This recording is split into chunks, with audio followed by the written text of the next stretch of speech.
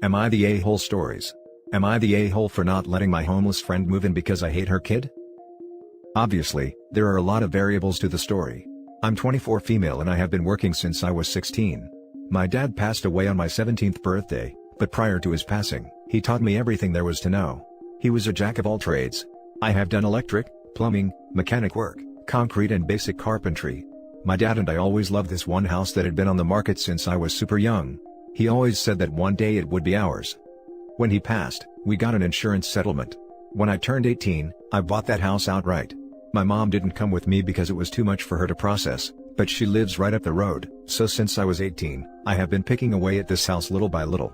There was a lot of work to be done and it would be so much easier if my dad was still here to help, but hey, we finally got our house. My friend has a 11-year-old kid. I have never been a fan of her due to the fact that at her age, she still throws herself on the floor at supermarkets, screaming bloody murder when she doesn't get her way.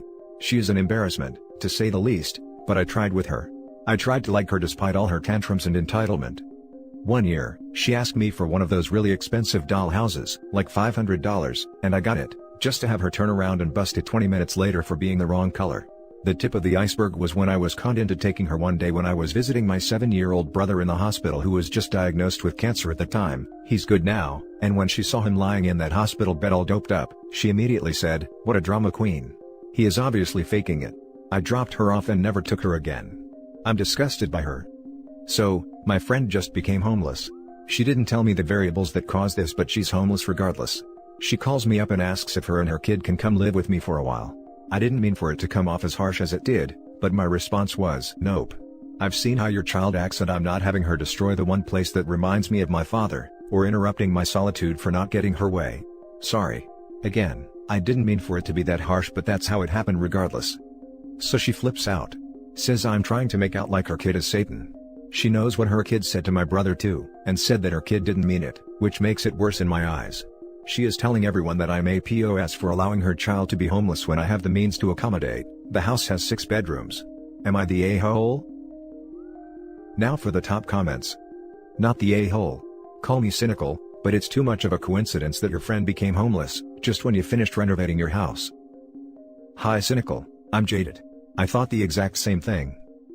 It definitely isn't a coincidence. Her friend knows OP is all alone in an, apparently, 6-bedroom house.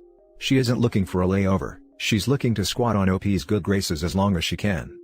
Someone who would pawn off a kid on a person going into the hospital to see a child who's sick with cancer. This is not a considerate, thoughtful adult who will know not to overstay their welcome. This is not someone who pays rent and becomes a good tenant over time. This is not someone who's grateful for a friend who has already reached the end of their tether with your child. If this kills the friendship, so be it, it's a hill worth dying on. Not the a-hole, but I might be biased because I can't stand kids.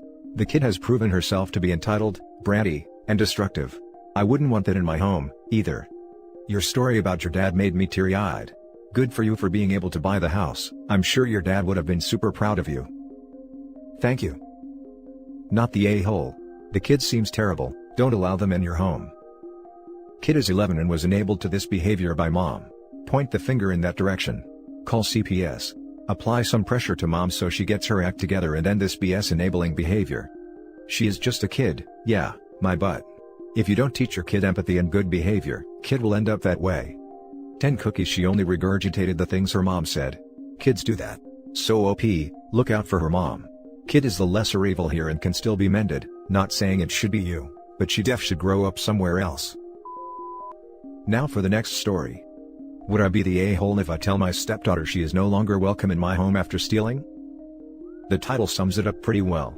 For context though, stepdaughter is a full-grown adult with a child and home of her own. Over the last few years now I'd say, I've noticed things from the house going missing. I never thought much of it, as I figured I'd just misplaced them. It was mainly makeup and other cosmetics/toiletries and such, small items. Maybe the odd small amount of money. However, the more it continued, the more I noticed there was potentially more going on than me misplacing items. For example, when she came to stay, I'd notice my makeup drawer in the bathroom would be left ajar, things in my room would be moved about and evidence of rummaging. Put it down to her looking for sanitary pads or such. Then one day I opened my makeup drawer and found half the stuff that was meant to be in there. Well, wasn't. Okay, maybe I moved them to my room. Nope, in fact, even more missing from my room. Now is when I was starting to get suspicious. No way I had lost that many items in my own home. I told my husband and he kind of dismissed it. There was no proof other than that the items weren't there. A week later, she comes to stay for a couple of days while her son is at his dad's. She leaves her bag on the floor. I walk past and an item catches my eye. Because it belonged to me, I picked the item up and asked her about it. She claimed she had gotten it ages ago. However, the kicker was that it was part of a pair and I still had the other one. After more pressing, she admitted it must be mine because she didn't have the partner, but didn't know how she had it. This is when I went back to my husband with proof. However, he dismissed again, saying it was only one item and she could have picked it up by mistake. From a closed drawer? Good one. I was frustrated but didn't want to cause a fight, so just told her to not touch anything that wasn't hers, but made it clear to my husband I didn't trust her. However, the more time has passed, the lack of trust has just increased, to the point where when I was organizing things in the bathroom the other day, I genuinely thought to myself, I can't have this here, or I'll never see it again. Now with the prospect of restrictions easing here, there's probably going to come a time she asks to stay again. Will I be the a-hole if I tell my husband she isn't welcome to stay for a while as I don't trust her in our home? Not the a-hole. You need to protect your belongings, but it doesn't sound like your husband is on your side, so he'll treat you like you're the a-hole. Yeah, this is my issue. I'll just have the two of them saying I'm an a-hole, like I'm expected to be okay with my stuff getting taken cause she wants it? I don't go to work every day so she can benefit. This is why God invented those sleek, go in any room, link to your smartphone, modern security cameras. Either that or get a dresser with enough locked drawers to keep everything in them and laugh at her and daddy's excuses about how insulting it is. Not the a-hole. Not the a-hole. The way I see it, you have two options. 1. Nail everything down. 2. Let her and your husband know if one more thing goes missing or is borrowed without asking, then you will be contacting police for theft. I personally would leave $20 out when she is in your residence, maybe around items she normally takes that are in semi-obscure locations. Money goes missing and you caught the thief red-handed. When I was a teenager, I tried to catch my brother stealing money from me. I left out a $5 bill that I used to pick up a dog turd with. Turd was still in it. He never looked through my stuff again. Definitely not the a-hole. But now it's time to go a-hole on her. Set a trap. But don't trap her stealing your stuff. She'll be less likely to do so anyway now that she knows you're onto her. Trap her into stealing something of your husband's. To be honest, I think my husband is part of the problem. It's just stuff is what I hear from him all the time, not just with this incident, but other things too. I think he sees it that his kids are welcome to anything he has. Next story is titled, Am I the a-hole for not letting anyone hold my son when he was born? This happened pre-COVID, but the fight started again about a month and a half ago. My wife gave birth to our son November 2019. She had a very complicated pregnancy and ended up needing an emergency C-section, which we were aware could happen. We had talked about it for a while and she admitted hating the thought she would be the last to hold our son. So when he was born and she was still unconscious, I did not allow anyone in our families to hold him, or even meet him really. They saw me, but that was about it. She was unconscious for 4 days, but thankfully recovered and was able to meet and hold our son. It was about a day after that everyone else got to meet and hold him for the first time. Our families were upset but nothing really kicked off, except for my mom and sister who were kinda pushy about it. Then around January we had an incident. My wife put up some photos of her holding our son for the first time and talked about how traumatic the birth had been and wanted to raise awareness of how dangerous pregnancy and birth can be, and basically just saying how grateful she was to have them both be okay. My mom and sister then really started acting like kids, saying it wasn't fair and we robbed them of those first few days with their grandson/nephew. I told them plenty of people meet grandkids and nieces/nephews days or even weeks or months after birth, and had this been COVID times, it would not have happened for a lot longer. But they said I was selfish and should not have done that, just because my wife couldn't meet or hold our baby. I am only conflicted on this because someone else suggested I robbed my son of having more interaction early on, and I should have thought of him over my wife's feelings on the whole thing, and while most of me is screaming hell no, I wanted to see what a bunch of internet strangers would think. Am I the a-hole? Now for the top comments. Definitely not the a-hole. Of course your wife should have been the first person, besides yourself, to hold your son. Good for you for sticking to your guns. Not the a-hole. This is the best thing you could have done and a lot more fathers/wives need to do this. As a woman and a mother, I think that would be one of the very few things not forgivable. I would tell your mom and sister to pound sand and get over it as you did right, and they are just mad you wouldn't give in to them. Anyone who whines it's not fair needs to be shut down and then ignored. What a bunch of turds. Not the a-hole. Not the a-hole. What? Your mother and sister need to check themselves. They think they should have the right to hold the baby before his own mother? I highly doubt your son is going to devastated or that affected by the lack of interaction early on.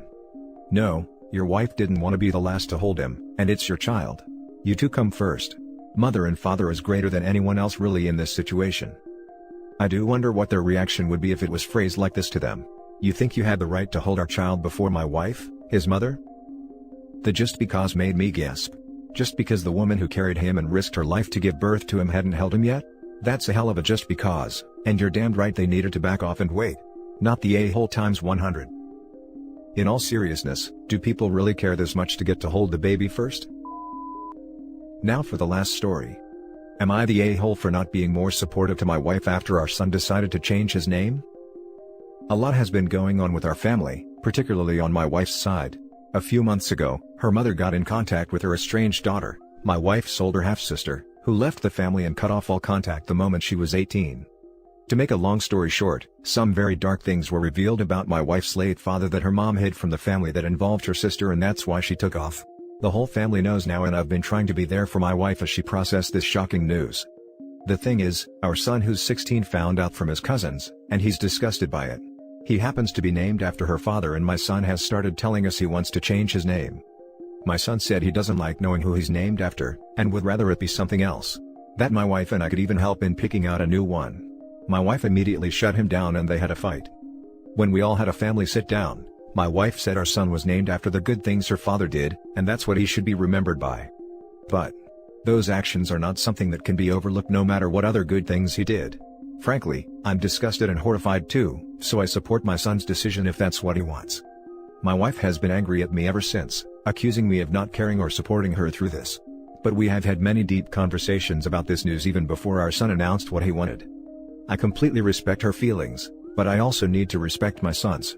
My wife isn't on board with this at all, and she says by allowing this name change instead of trying to change his mind, it's like I don't care about her feelings at all, which makes me an a-hole in her eyes. We're trying to see about getting some family therapy just to deal with everything going on, but I'd like to know what others think. Am I being an a-hole for supporting him wanting to change his name instead of convincing him not to? Not the a-hole. If your father-in-law did what I think he has, then your wife really needs to sit down and think if she truly wants her son to be named after a person like that. There are just some terrible things that can't be looked over and that some good deeds cannot undo. I agree. I understand he was her father, and of course she has different memories of him. We all have a different memory of him. But once something like that is out, well, for me personally, those memories are not the same anymore. I legally changed my name in my early 20s because it never felt like it fitted who I was, and was named after the daughter of someone prominent in my country whose political views I disliked as I grew older. I can't imagine finding out that the person I was named after had done something truly awful. You are not the a-hole to support your son for not wanting to bear the name of a disgraced relative, and he should definitely change it to something he is comfortable with. Your wife may have good memories of her father, but that doesn't wipe out the stain now the truth is known about him.